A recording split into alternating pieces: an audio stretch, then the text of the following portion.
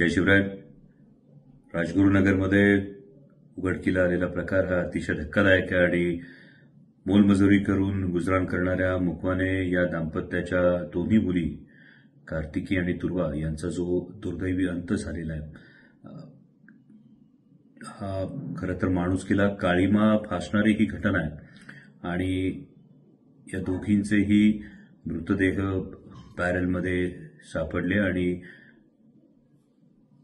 खरं तर कुटुंबाशी परिचित असणाऱ्या एका व्यक्तीचा यामध्ये हात आहे आणि आरोपीला खेड पोलिसांनी अटकही केलेली आहे. आरोपीने तपासामध्ये गुन्ह्याची कबुली सुद्धा दिलेली आहे.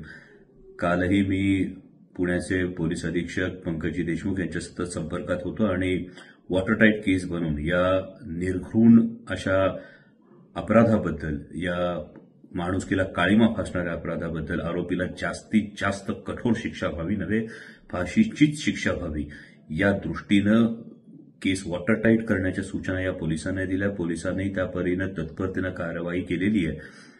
मुकवाने कुटुंबाच्या या दुःखामध्ये आम्ही सगळेजण सहभागी आहोतच, पण या निमित्तानं पुन्हा एकदा लहान लेकरांची सुरक्षितता हा प्रश्न ऐरणीवर आलेला आहे आणि यामध्ये आणखी जागरूकता करण्याची, आपण स्वतः जागरूक राहण्याची ही खरोखर वेळ आलेली आहे.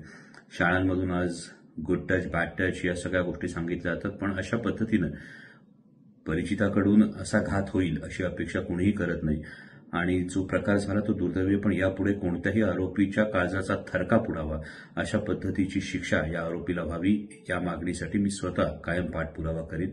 पुन्हा एकदा मी या दोन्ही लेकरांना श्रद्धांजली अर्पण करतो आणि मुकवाने कुटुंबाच्या दुःखात आम्ही सर्वजण सहभागी आहोत आणि आरोपीला कठोरात कठोर शिक्षा व्हावी यासाठी सुद्धा प्रयत्न करू.